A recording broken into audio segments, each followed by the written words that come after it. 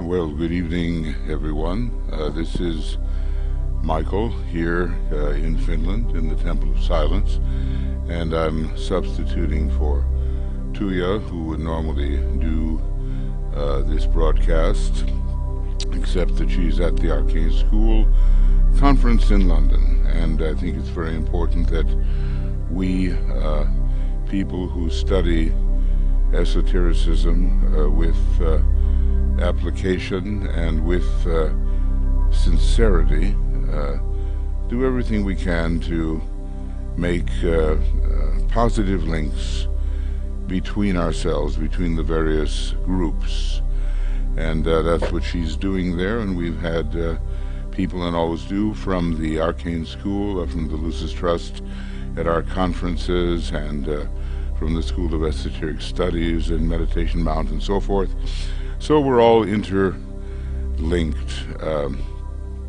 helping to bring about an awareness in the consciousness of people of the esoteric facts of life, what's really going on behind the scenes as the Christ and his hierarchy prepare to emerge into visibility, to really help lead humanity into the fifth kingdom of nature, at least a certain proportion of humanity, and there will be the making of the human family into the initiate of the first degree. At least there will be a leavening, a raising of human consciousness accordingly. Now, we've been reading from that wonderful book, The Reappearance of the Christ. It's not possible for me to read the finish. We'll have to wait for Tuija to do that, but I'd like to read a little bit here about in the area of world expectancy, and it's from beginning on page 48. The we're talking about the moves the hierarchy will be making as it prepares to externalize. The second indicated move of the hierarchy would be the impressing of the minds of enlightened men everywhere by spiritual ideas embodying the new truths, by the descent, if I may so call it, of the new concepts which will govern human living, and by the overshadowing of all world disciples and the new group of world servers by the Christ himself. So the new truths are impressing, they are descending, the new concepts are being brought to light, the governing concepts of the future, and then, well, maybe most importantly of all, the overshadowing of the world disciples and the new group of world servers by the Christ himself. The world disciples, it's a term that relates pretty much to the third degree. It depends on how technically it is being used. And then new group of world servers, well, the Tibetan has pretty much indicated that this is, when used accurately, an indication of having taken the second degree, because these servers are supposed to be on the lookout, for those who have taken the first degree or who are showing signs of it, and those who have taken the second or are showing signs of it, so they would have had to have moved through the process themselves. Okay, going on. This planned move of the hierarchy is progressing well. Remember, this was written in the late 40s.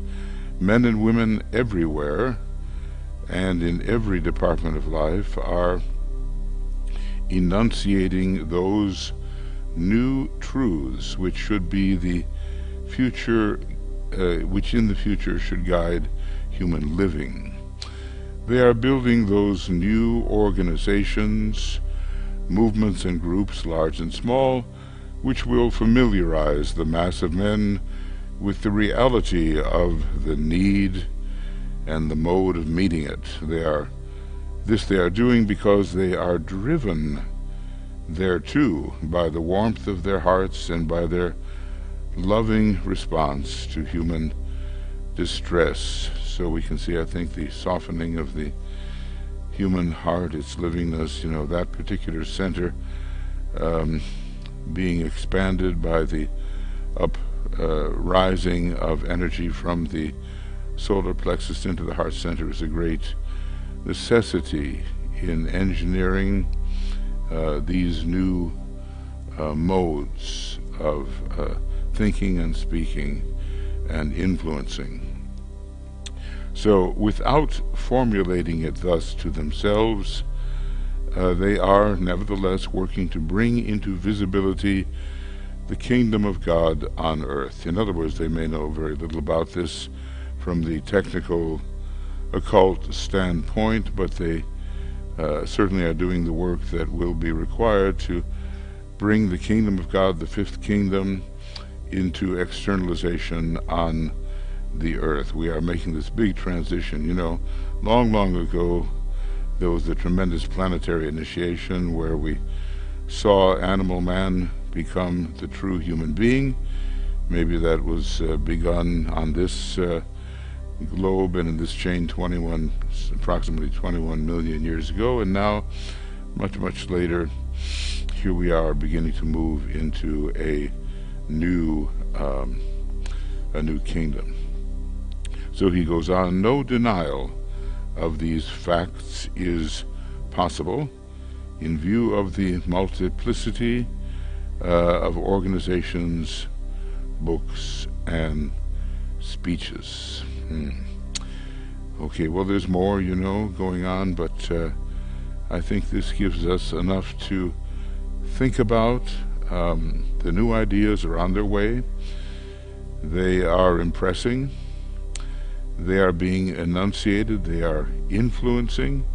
And the Christ himself is overshadowing world disciples and members of the new group of world servers. That's an amazing thought. You know, sometimes we may wonder why we are inspired and why suddenly we are swept with such a loving vision of the possibilities, and this overshadowing by the Christ, I think, is certainly a big part of that influence which we now and then feel, and hopefully will feel with greater consistency as we move along, because it will motivate us to serve in a way that is in advance of what we can do now and is of much greater assistance to the hierarchy. Okay, well, this meditation is to be done every week. It's in Discipleship in the New Age, Volume 2, and he asked that it be done in place of our normal group meditations. I suppose if we're members of the Moria Federation or some esoteric school, like the School of Esoteric Studies or the Arcane School, then we will have that daily group meditation, and we can perhaps substitute this meditation for it or do both, you know. So let's go on with our meditation. Oh, and by the way, tonight, you know, another few hours, actually at 8 o'clock GMT, we're going to have that first of the keynote webinars. You know, Gemini, the Festival of Goodwill, Festival of the Christ, Festival of Humanity, the Asala Festival, many names for it, has 3 preparatory days before it when different keynotes are enunciated, and tonight's meditation is on the keynote of love. Tomorrow's will be on resurrection, and the day after on contact. The full moon itself occurring on the morning, I think about 8:32 in the morning on Monday, GMT. Greenwich Mean Time. You know, it's universal time. It just stays the same throughout the year. So let us begin by breathing in the white light,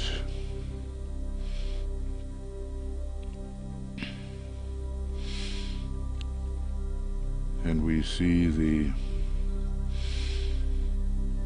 all disciples that we may know, and especially those with whom we work most closely, in the light.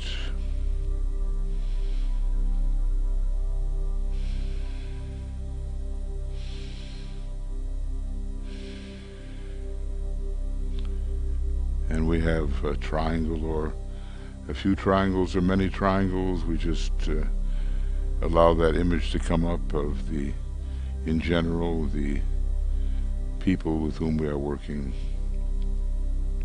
to transform the etheric body of the planet from a pattern of squares characteristic of the non-sacred planets into a pattern of triangles. And in general, we see the love and goodwill and the light flowing in through all these triangles that we may have generated, or in which we are participating. We can't go through them one by one, perhaps, but we can get the general image.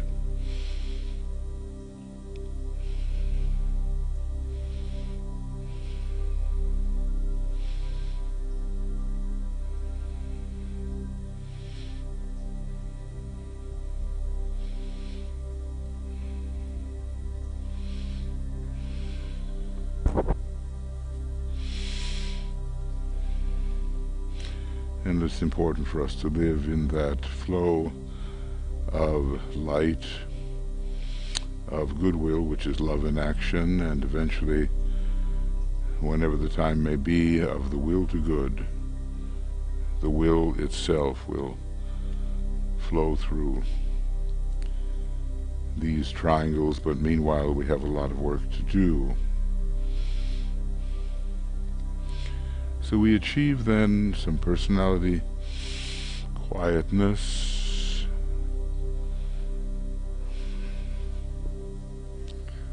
and we ask ourselves, in other words, we act as if we are souls in incarnation,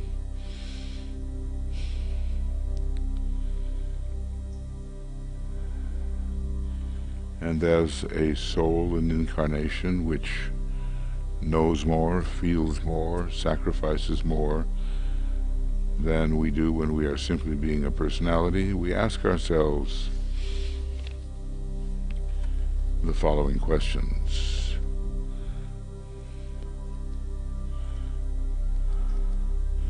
As a member of the new group of world servers, what is my specific fixed intention at this moment of dedicated contact with my soul?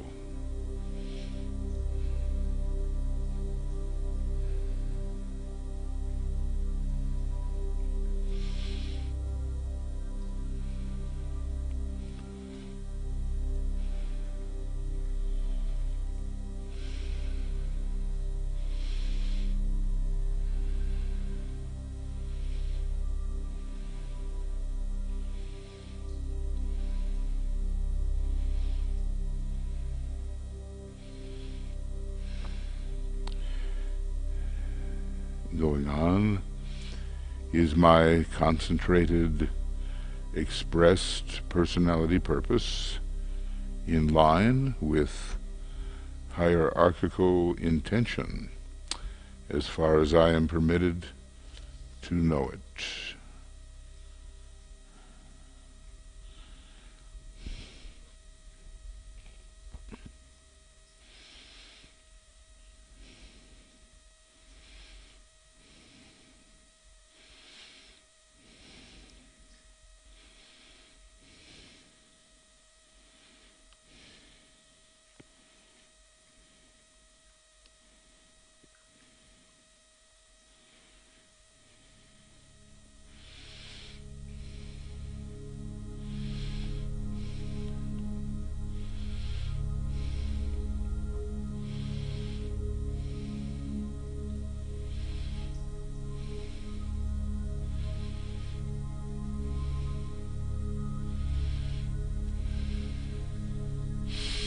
Have I, in my own personal daily life, earned the right,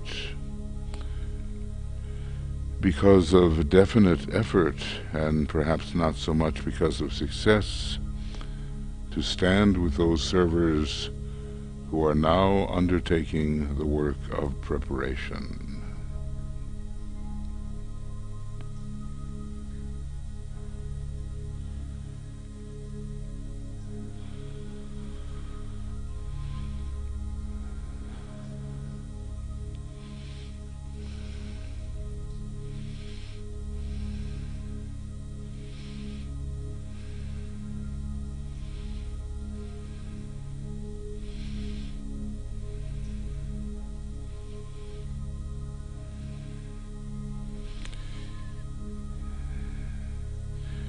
And at this point, we're thinking of ourselves, the only time really in this meditation when we do so, because it is a method of personality focused attention, and it aligns our personality upon the mental plane. So we have to be, fit, really, to participate in this meditation.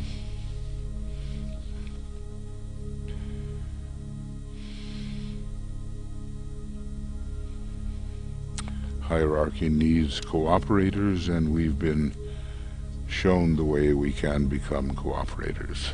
And then we say together this very important mantra, which is so utterly focusing. And if we can carry this out,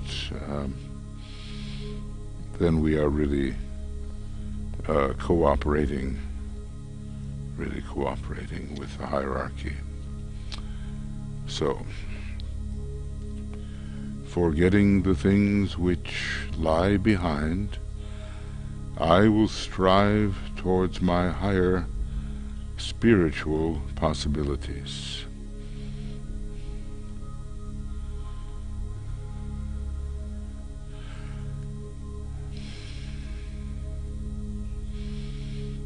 I dedicate myself anew to the service of the Coming One, and will do all I can to prepare men's minds and hearts for that event.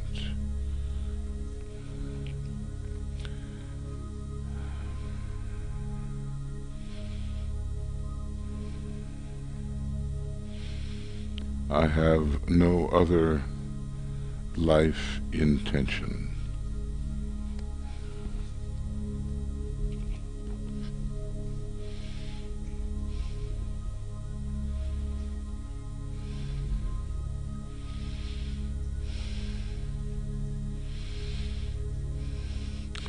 Well, there are many ways, to help prepare for the externalization of the hierarchy and the reappearance of the Christ.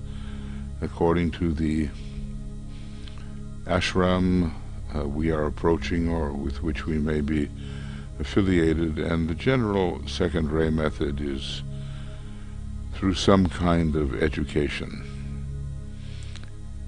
where we help people achieve the vision of what is intended, willed by hierarchy and centers beyond.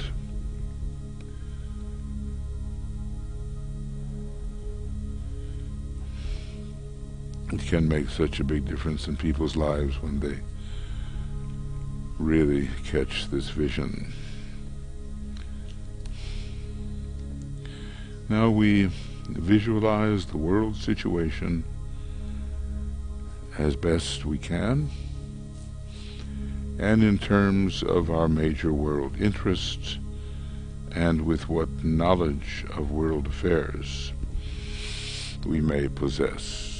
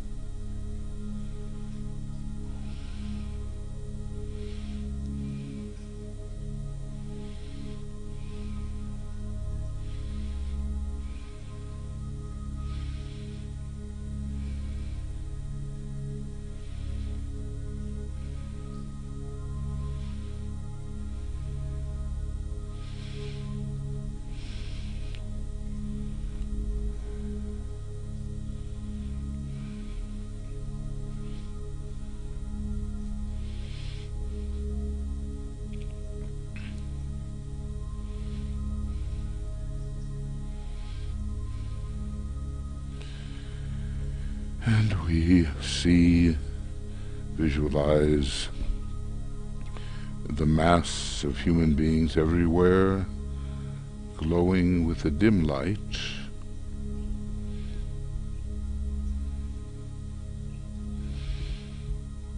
and here and there points of brighter light where members of the new group of world servers and people of spiritual intention and of loving hearts are working for their fellow human beings.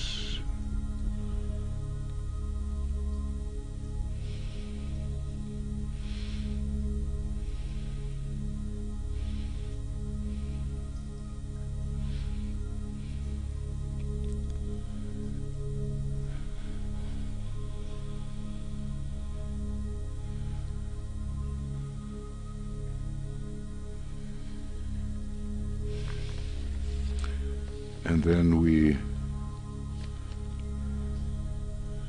visualize through the creative imagination the vivid light of the hierarchy,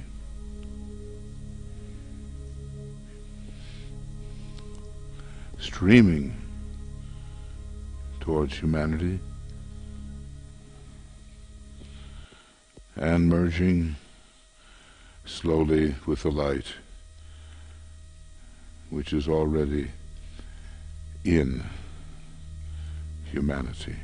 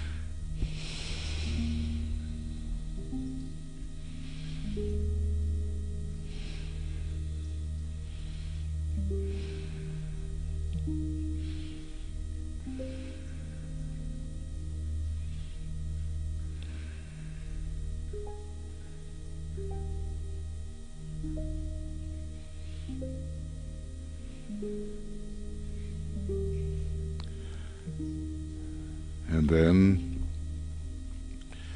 we say the first stanza of the great invocation.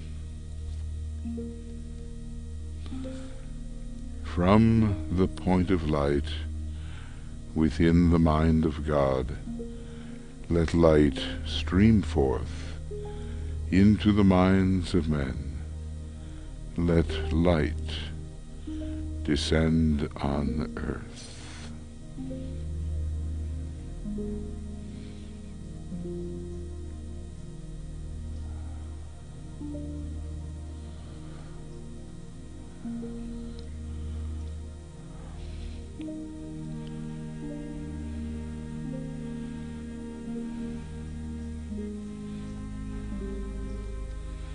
Then we ponder upon the reappearance of the Christ,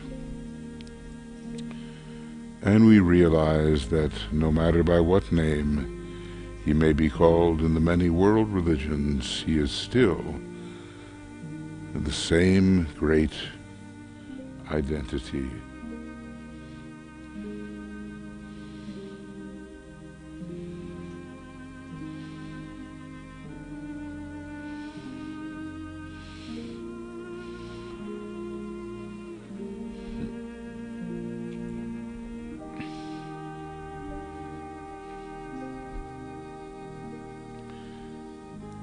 And we reflect upon the possible results of his reappearance.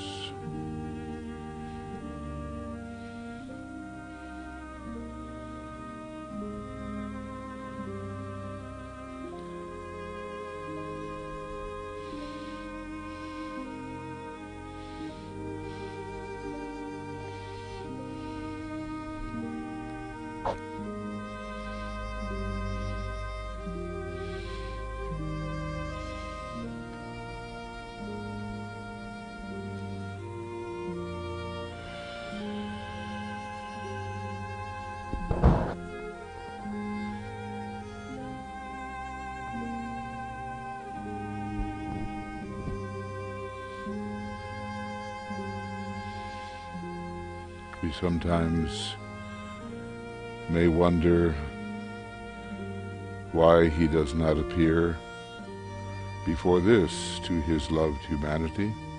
There's a sense of frustration that sometimes comes about, and we wonder for what period of time must we endure, struggle and fight for this reappearance to occur.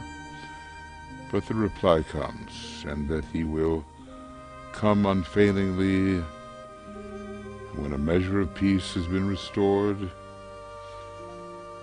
when the principle of sharing is at least in process of controlling human affairs, and when churches and political groups have begun to clean house.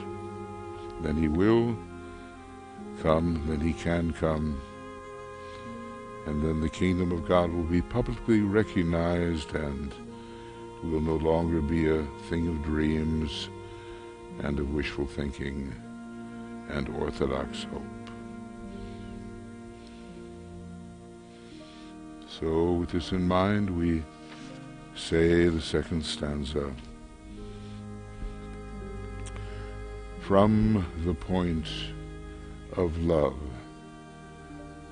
within the heart of God, let love stream forth into the hearts of men. May Christ return to earth.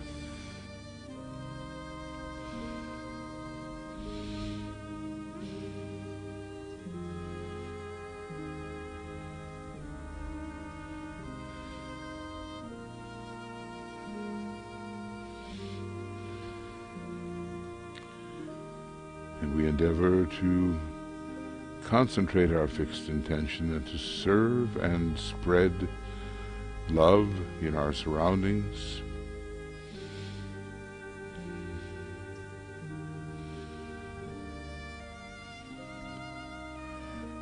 And we realize that insofar as we can do these things, we are attempting to blend our personal will with the divine will.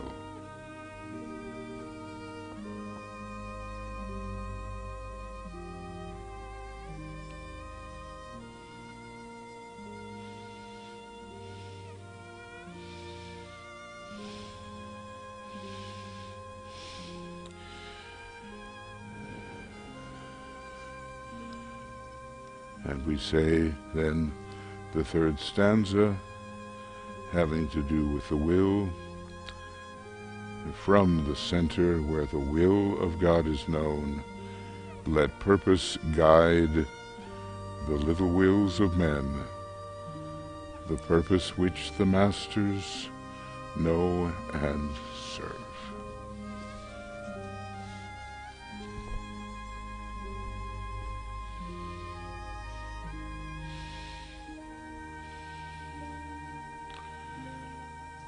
Not just any purpose, but the purpose of those who are the custodians of the divine plan, which is reflecting the divine purpose in Shambhala.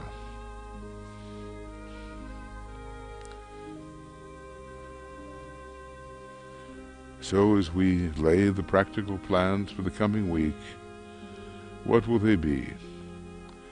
How can we advance, in some measure, preparation for the reappearance, for the return, for the coming of the Christ?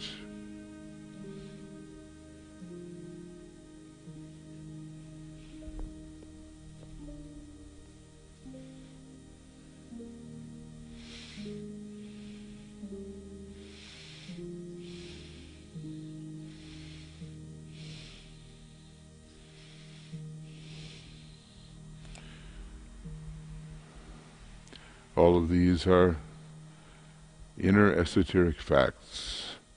The world does not know, the world does not believe, but we can present a magnetic vision which will help their understanding.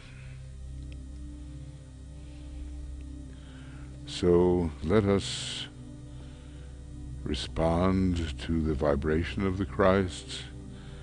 Let us commit ourselves in His name as we try to carry out the practical plans we may have for His reappearance, for advancing the knowledge and understanding of His reappearance. We have gathered in your name Lord Maitreya, be with us.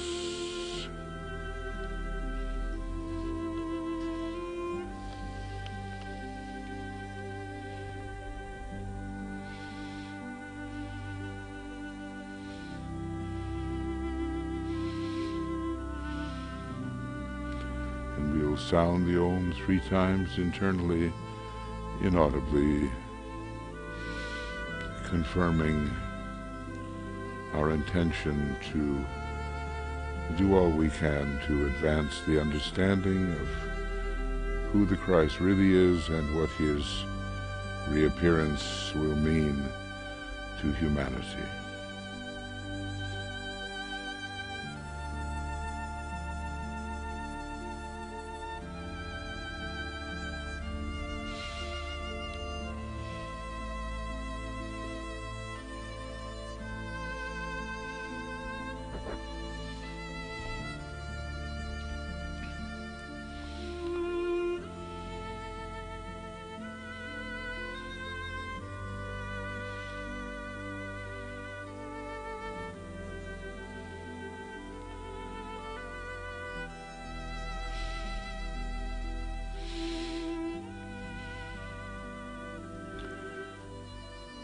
Well, Tuya and I would like to thank you for being present here at this little meditation, which DK says is so important, a weekly activity. Remember, in another 2.5 hours or so, we have our meditation on the keynote of love. It will be a webinar. You should have received the link for it if you're on the constant contact list and in other ways. And if you don't have it, you can write to me, infinitize8@gmail.com. I'll try to pick up your letter and make sure you have the link.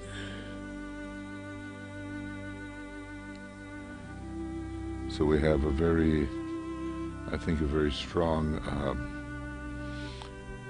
demand for participation leading up to the full moon, and maybe some of the message of the hierarchy via Gemini can come through to us and make a difference in our lives and a difference in the lives of those whom our life may touch.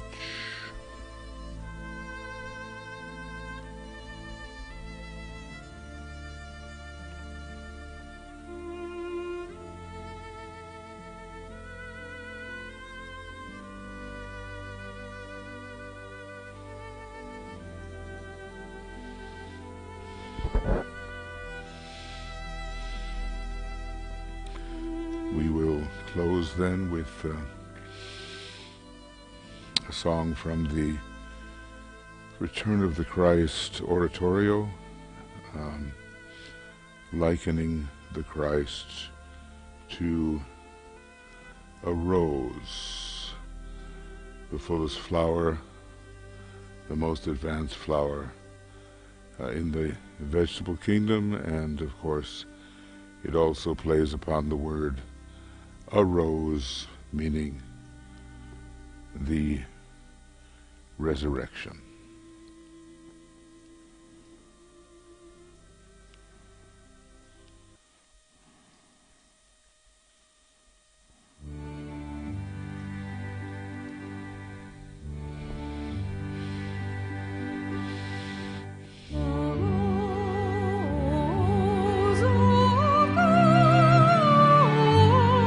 Be a rose.